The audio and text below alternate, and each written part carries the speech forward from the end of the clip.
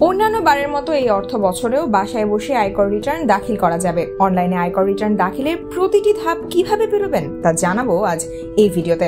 বাংলাদেশে ব্যক্তি পর্যায়ের করদাতাদের রিটার্ন দাখিলের সময় 1 জুলাই থেকে 30 নভেম্বর পর্যন্ত। এবছর এ সময় 1 মাস বাড়িয়ে ডিসেম্বর 31 তারিখ পর্যন্ত করা হয়েছে। এনবিআর এর নিয়ম অনুযায়ী কোনো ব্যক্তির বার্ষিক আয় 3,50,000 টাকার বেশি হলে তাকে আয়কর দিতে হবে। তবে নারী ও 65 ঊর্ধ্ব নাগরিকদের করমুক্ত আয়ের সীমা 4 লাখ টাকা, আর যুদ্ধাহত মুক্তিযোদ্ধাদের জন্য এটি 5 লাখ টাকা। তবে করদাতা শনাক্তকরণ নাম্বার থাকলে আপনার করযোগ্য আয় থাকুক বা না থাকুক আপনাকে আয়কর রিটার্ন দাখিল করতেই হবে। করযোগ্য আয় না থাকলে শূন্য রিটার্ন দাখিল করা যাবে, সেটা না করলে আইনের শাস্তি ও জরিমানার বিধান আছে। ইনকাম ট্যাক্স দেওয়ার সময় প্রয়োজনীয় কাগজপত্র, ইটিআইএন, জাতীয় পরিচয়পত্রের ফটোকপি, বিস্তারিত ঠিকানা এবং আগের বছরের রিটার্নের নথি সরবরাহ করুন। একাধিক আয়ের উৎস থাকলে প্রয়োজন মোতাবেক কাগজপত্র সংগ্রহ করুন। বিনিয়োগের বিবরণ, সম্পত্তির তথ্য এবং করমুক্ত আয়ের সার্টিফিকেট অন্তর্ভুক্ত করুন। অনলাইনে আয়কর রিটার্ন দাখিল করতে চাইলে প্রথমে এনবিআর এর ওয়েবসাইটে নিবন্ধন করতে হবে। নিবন্ধন করতে ওয়েবসাইটের ই রিটার্ন শাখায় ক্লিক করুন। সেখানে সাইন আপ অপশনে গিয়ে প্রথম বক্সে আপনার টিআইএন নাম্বারটি লিখুন। দ্বিতীয় বক্সে আপনার জাতীয় পরিচয়পত্রে থাকা বায়োমেট্রিক পদ্ধতিতে নিবন্ধিত মোবাইল নম্বরটি লিখুন, প্রথম শূন্য বাদ দিয়ে। এরপর ক্যাপচা কোড দিয়ে ভেরিফাই বাটনে ক্লিক করুন। ফোনে আসা ওটিপি ব্যবহার করে আপনার ফোন নাম্বারটি নিশ্চিত করুন। সবশেষে ই রিটার্ন সিস্টেমে লগ ইন করতে একটি পাসওয়ার্ড ঠিক করুন।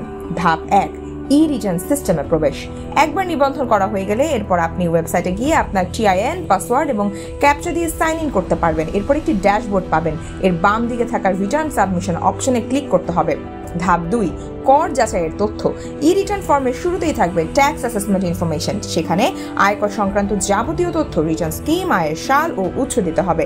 আপনার আয় যদি করমুক্ত হয় তাহলে আয়ের পরিমাণের পাশাপাশি রেসিডেন্ট স্ট্যাটাসও দিতে হবে। ধাপ 3, আয়ের বিবরণ। এই পর্যায়ে হেডস অফ ইনকামে গিয়ে আপনার বিভিন্ন আয়ের উৎস দিন। এখানে আপনার বেতন, নিরাপত্তা সুদ, বাড়ি সম্পত্তি থেকে আয়, কৃষি আয়, ব্যবসা থেকে আয়, মূলধন লাভ এবং অন্যান্য উৎস থেকে আয় অন্তর্ভুক্ত করতে পারবেন। যদি আপনার বেতন আপনার আয়ের একমাত্র উৎস হয় তাহলে স্যালারি অপশনে ক্লিক করুন। এর বাইরে আয় থেকে থাকলে ইনকাম ফ্রম আদার সোর্সেস অপশনে ক্লিক করুন। সেখানে অন্যান্য যেসব উৎস থেকে আয় করে থাকেন তাতেও ক্লিক করুন। তারপর সেভ অ্যান্ড কন্টিনিউ অপশনে ক্লিক করে পরবর্তী ধাপে যান। ধাপ 4, অতিরিক্ত তথ্য। এই ধাপে একটি ড্রপ আউট মেনু থেকে আপনার প্রাথমিক আয়ের উৎসের স্থান ঠিক করবেন। সেখানে ঢাকা উত্তর সিটি কর্পোরেশন, ঢাকা দক্ষিণ সিটি কর্পোরেশন, চট্টগ্রাম সিটি কর্পোরেশনের মতো অনেকগুলো অপশন থাকবে। আপনি যদি যুদ্ধাহত মুক্তিযোদ্ধা, প্রতিবন্ধী ব্যক্তির আইনি অভিভাবক হয়ে থাকেন সেটিও এখানে অন্তর্ভুক্ত করতে পারবেন। এছাড়া বিনিয়োগের জন্য আপনি কর মুক্তির দাবিদার কিনা এবং আপনি কোনো সংস্থার শেয়ার হোল্ডার পরিচালক কিনা তা হ্যাঁ বা নায়ের মাধ্যমে উত্তর দেবেন। ধাপ 5, আইটি 10B পূরণ। যদি আপনার সম্পূর্ণ সম্পদের পরিমাণ 40 লাখ টাকা বা তার চেয়ে বেশি হয় তাহলে আপনাকে অবশ্যই স্টেটমেন্ট ফর্মের ব্যয় বিভাগটি পূরণ করতে হবে। এজন্য আইটি 10B ফর্ম পূরণ করতে হবে। সম্পদের পরিমাণ 40 লাখের কম হলে তা কিন্তু পূরণ করতে হবে না।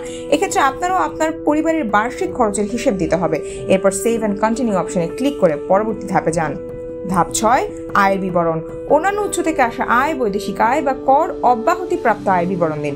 বেতন বা করযোগ্য বিনিয়োগ ছাড়া অন্যান্য উৎস থেকে আসা আয়ের তথ্য দিতে আপনি ড্রপ আউট মেনুতে বিভিন্ন অপশন পাবেন। এনি আদার ইনকাম অপশনে ক্লিক করলেই সেখানে আপনার অন্য আয়ের উৎস, অর্থ প্রদানকারী কর্তৃপক্ষ, প্রাপ্ত সর্বশেষ আয়ের তারিখ ও পরিমাণ এবং সংশ্লিষ্ট ব্যয়ের হিসেব দিতে হবে। এসব তথ্য দেওয়ার পর আপনার নেট আয়ের হিসেব দেখানো হবে। আবার সেভ এন্ড কন্টিনিউ অপশনে ক্লিক করে পরবর্তী ধাপে যান। ধাপ 7, বিনিয়োগ বিভাগ। আপনি যদি বর্তমানে জীবন বীমা প্রিমিয়াম, ডিপোজিট প্রিমিয়াম সার্ভিস, অনুমোদিত সঞ্চয়পত্র, সাধারণ provident fund, benevolent fund, group বীমা প্রিমিয়াম, অনুমোদিত স্টক বা শেয়ার কিংবা অন্য ক্যাটাগরিতে বিনিয়োগ করে থাকেন সেগুলো এখানে উল্লেখ করবেন। ধরুন আপনি যদি ডিপিএস অপশনে ক্লিক করেন তাহলে সেখানে ব্যাংকের নাম, অ্যাকাউন্ট নাম্বার এবং জমাকৃত অর্থের পরিমাণ দিতে হবে। এভাবে অন্যান্য অপশনে গেলেও আপনাকে বিস্তারিত তথ্য দেওয়া হবে। আবার সেভ অ্যান্ড কন্টিনিউ অপশনে ক্লিক করে পরবর্তী ধাপে যান। ধাপ 8, ব্যয়। এই বিভাগে মোট আয়ের বিপরীতে আপনার মোট ব্যয় পর্যালোচনা করতে পারবেন। এখানে বিভিন্ন খাতে ব্যয়ের বিভাগ থাকবে। খাদ্য, পোশাক, বাসস্থান, পরিবহন, গৃহস্থালী, ইউটিলিটি সহ বাচ্চাদের শিক্ষা এবং অন্য কোনো ব্যয়ের খাত থাকলে তা অন্তর্ভুক্ত করতে পারবেন। এই বিবরণগুলো পূরণ করলে আপনার বকেয়া করের হিসেব দেওয়া হবে। ধাপ 9, কর এবং পেমেন্ট। এখানে আপনি ইতিমধ্যে কোনো উচ্চ কর এবং অগ্রিম কর প্রদান করে থাকলে তার হিসেব দিতে পারবেন। এই হিসেব দেওয়ার পর আপনার মোট প্রদেয় করের পরিমাণ স্বয়ংক্রিয়ভাবে কমে যাবে। আপনার আয়ের উপর কোনো কর বকেয়া না থাকলে আপনার প্রদেয় করের পরিমাণ হবে 0। একে শূন্য রিটার্ন বলা হয়। ধাপ 10, রিটার্ন ভিউ। অনলাইন রিটার্ন অপশনে ক্লিক করলে আপনি রিটার্ন ফর্মটি দেখতে পাবেন। তার নিচে ইয়েস অপশনে ক্লিক করলে আপনার রিটার্ন চলে যাবে। কোনো তথ্য নিয়ে সন্দেহ থাকলে আপনি নো অপশনে ক্লিক করতে পারেন এবং আবার সব তথ্য দেখে নিতে পারেন। ধাপ 11, রসিদ ডাউনলোড করুন। যদি আয়কর রিটার্ন সফলভাবে জমা হয় তাহলে আপনাকে অভিনন্দন জানিয়ে একটি বার্তা লেখা দেখবেন। সেখানে আপনি একটি রেফারেন্স আইডি ডাউনলোড করার অপশন পাবেন। সেটি ডাউনলোড করে অনলাইনে আপনি আয়কর রিটার্ন দাখিল করতে পারেন অথবা সেটি প্রিন্ট করে আয়কর অফিসেও পাঠাতে পারেন। এই প্রক্রিয়াটি জটিল মনে হলেও আপনি কোনো কর আইনজীবীর দ্বারস্থ কিন্তু হতে পারেন।